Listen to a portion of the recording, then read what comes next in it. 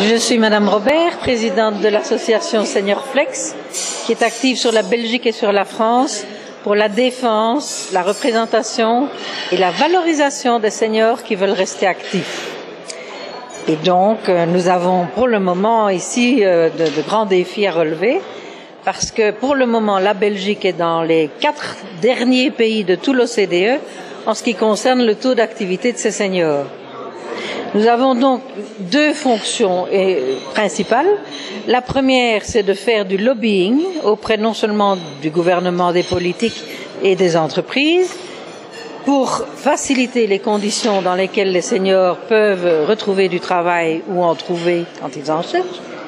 Et d'autre part, nous avons organisé un service qui s'appelle Flex Senior, notre nom à l'envers, de façon à accueillir les seniors qui veulent rester actifs et qui se voient fermer la porte au nez à peu près partout et empêcher qu'ils ne tombent dans une dépression dramatique et leur montrer tout l'éventail des possibilités qui s'offrent à eux dans des choses auxquelles ils ne pensent pas toujours. Par exemple, en salariat, en indépendant ou en enseignant, vous avez des quantités de possibilités flexibles auxquelles on ne pense pas toujours.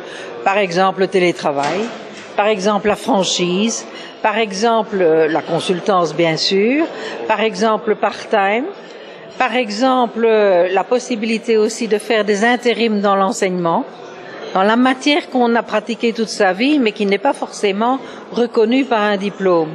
Donc nous soutenons très fort les efforts que font les régions pour la validation des acquis de l'expérience. Ça marche extrêmement bien en Flandre et ça marche pas du tout bien en Wallonie. Et à Bruxelles, c'est encore dans les limbes. Donc il faut absolument pousser parce qu'il y a des tas de gens qui ont une expérience extrêmement valable et qui vont partir si on ne les retient pas dans le milieu du travail. Et toute cette expérience, c'est comme une bibliothèque qui part en flammes. Donc, on essaye vraiment de convaincre les gens par un discours cohérent et complet qu'il y a beaucoup de choses à faire et qu'il est grand temps de s'en occuper.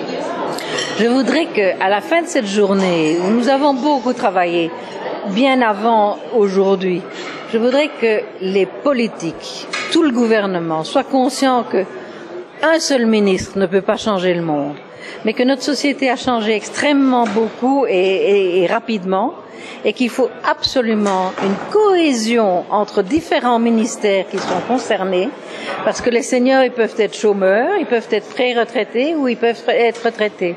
Et si l'ensemble du gouvernement n'est pas persuadé que c'est très important pour l'économie de notre pays, parce que nous allons vers une pénurie de jeunes et une pénurie de compétences qui vont disparaître avec tous ceux qui partent en pension, eh bien, il est important pour l'économie de thésauriser sur cette expérience acquise.